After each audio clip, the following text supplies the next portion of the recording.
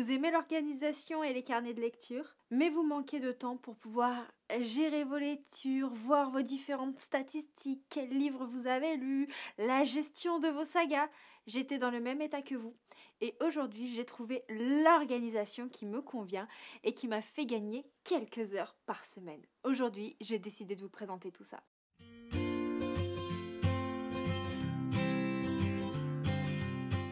Hello maître érudit de la citadelle, c'est Johanna, je suis ravie de vous retrouver aujourd'hui pour vous parler un petit peu de mon organisation livresse. Si comme moi vous avez vraiment un emploi du temps chargé entre votre travail et vos diverses activités, dans mon cas mon activité d'auto-entrepreneur et de créatrice de contenu, et que c'est très difficile de concilier tout ça, et ben je vous apporte quelques solutions, ou du moins je vous partage un petit peu mon organisation pour ceux que ça intéresse, et je vais peut-être essayer de vous mettre celle-ci, je vais voir si je peux vous la mettre en partage pour que vous puissiez peut-être pomper quelques idées. Avant, comme beaucoup, j'utilisais des petits carnets de lecture pour être efficace, gérer, noter les livres que j'avais lus, mais avec le temps ça devenait vraiment très chronophage. J'ai donc décidé de passer à une méthode qui est bien plus pratique et qui est facile d'accès n'importe où je sois, les fichiers Excel et Google Doc. Avec mon petit Google Drive, j'ai accès à mes fichiers de partout et je vais vous montrer un petit peu comment j'ai réorganisé mon suivi lecture et comment je me sers de celui-ci dans mon quotidien de créatrice de contenu. Avant, j'utilisais des carnets de lecture pour noter vraiment tout ce qui concernait les livres. Ça allait au suivi de mes sagas, au book haul, aux livres que j'avais lus, à mes bilans mensuels. J'avais vraiment plein de carnets spécifiques pour écrire mes avis lecture, le titre, la date, tous ces petits carnets là, et j'avoue que je m'en sers systématiquement de ces petits carnets, ou du moins je m'en servais puisque c'est du passé.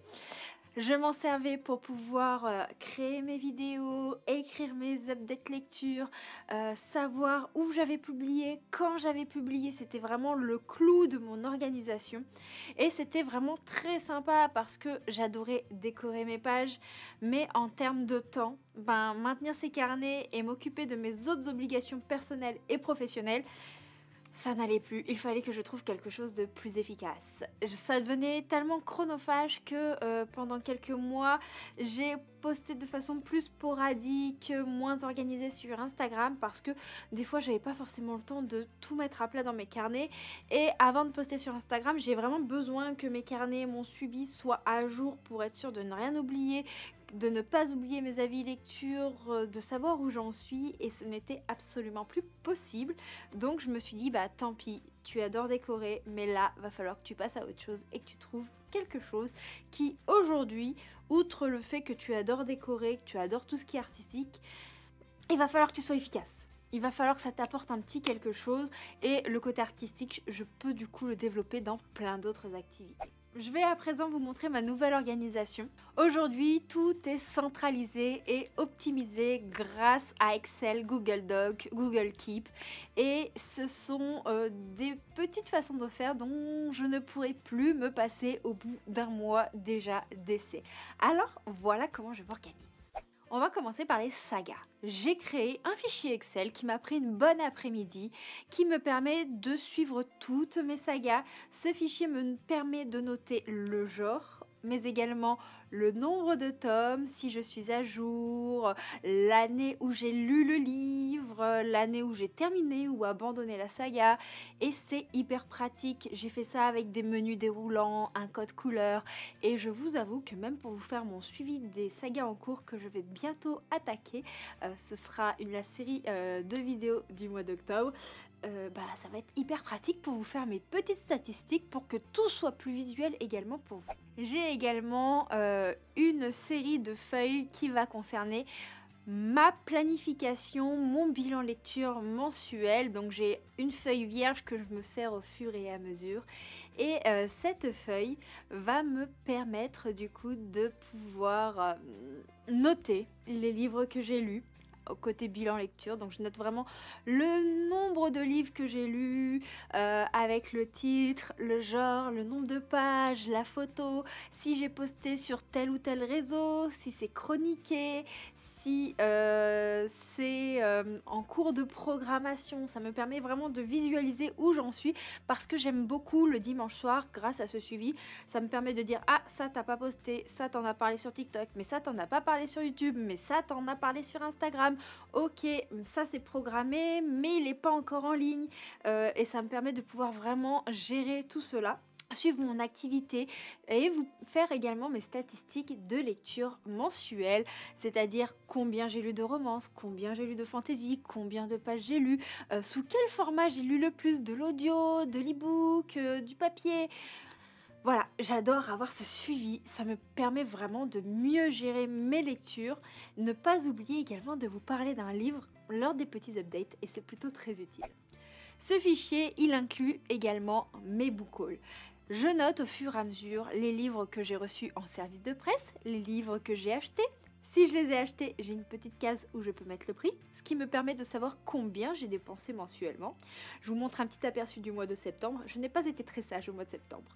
Ça vous spoil un petit peu le book haul, mais ce n'est pas grave. Et tout cela me permet également de pouvoir gérer mon budget mensuel, me rendre compte plus facilement de ce que me coûte ma passion de la lecture.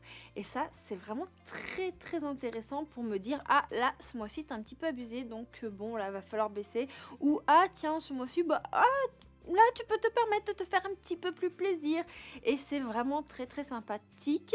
Ça me permet aussi de me rendre compte plus facilement et de manière très visuelle du nombre de services de presse que j'ai reçus. Et vous remarquerez qu'au mois de septembre j'en ai demandé très peu et je suis assez fière de moi parce que je m'enlève énormément de pression.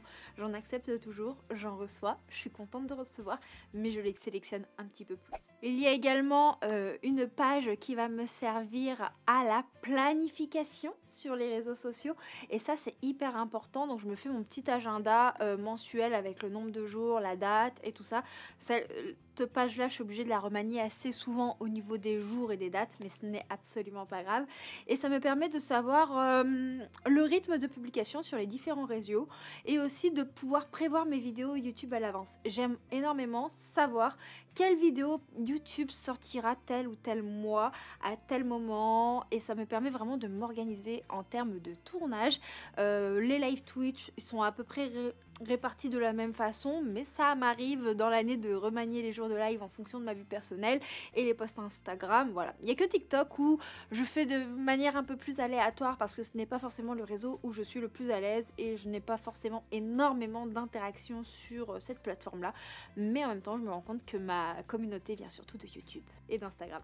J'utilise Google Doc avec un modèle prédéfini que je copie et que je renomme dans les dossiers adéquats mois par mois qui me permet d'écrire mes avis lecture au fur et à mesure. C'est-à-dire que j'ai déjà mon modèle avec le titre, le nom de l'auteur, le nombre de pages et ainsi de suite. Donc là, je complète le résumé, je fais un copier-coller du résumé du livre et après, j'ai mon système de notation que vous voyez sur Instagram avec l'univers, le contexte, la plume, etc. etc. Et comme ça, dès que je termine un livre, que ce soit de mon téléphone portable ou de l'ordinateur, je peux écrire mon avis lecture. Ça me prend vraiment quelques minutes, clairement. Sauf quand j'ai vraiment beaucoup de choses à dire sur un livre ou que j'ai du mal à trouver mes mots.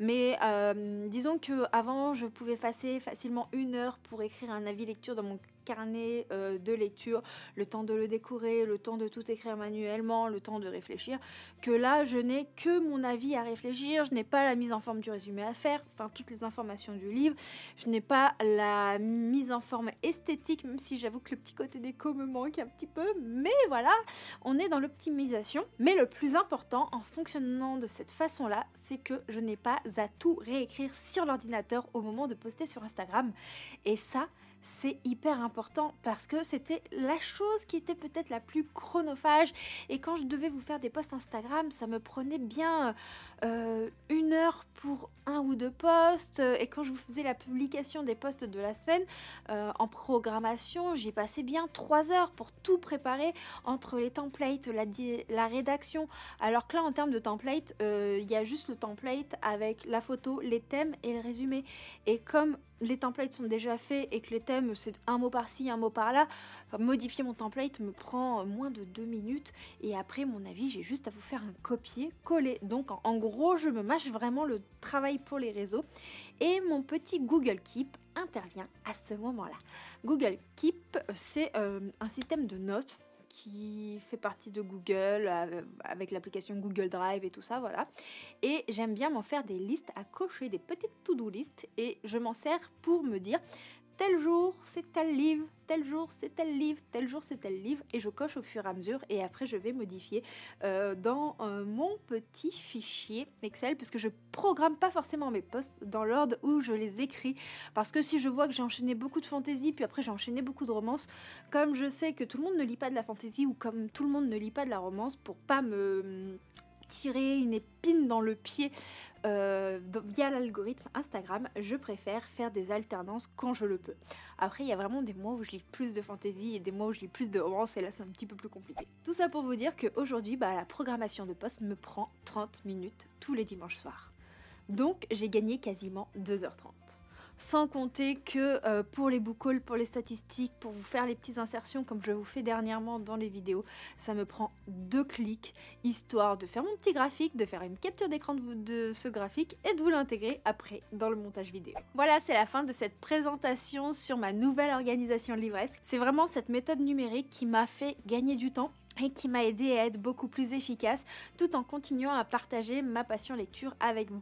Il faut savoir que les avis lecture, je m'en sers vraiment pour tous les contenus quand je vous fais les updates, parce que des fois ma mémoire n'est plus très fraîche quand je dois vous parler d'un livre que j'ai lu il y a 30 jours en arrière, donc j'aime bien pouvoir relire mes avis pour pouvoir vous les partager ou avoir quelques notes sur lesquelles m'appuyer sans devoir tout réécrire, refaire manuellement. Là mes avis sont déjà écrits, j'ai juste à relire mon avis et à vous le retranscrire, me remémorer un petit peu mes sentiments avec mes propres mots. Si vous aussi vous cherchez une méthode du coup pour mieux gérer vos lectures ou vos réseaux sociaux, n'hésitez pas à utiliser les fichiers Excel. Je vais voir si j'arrive à vous les retranscrire sans que ça me modifie les miens.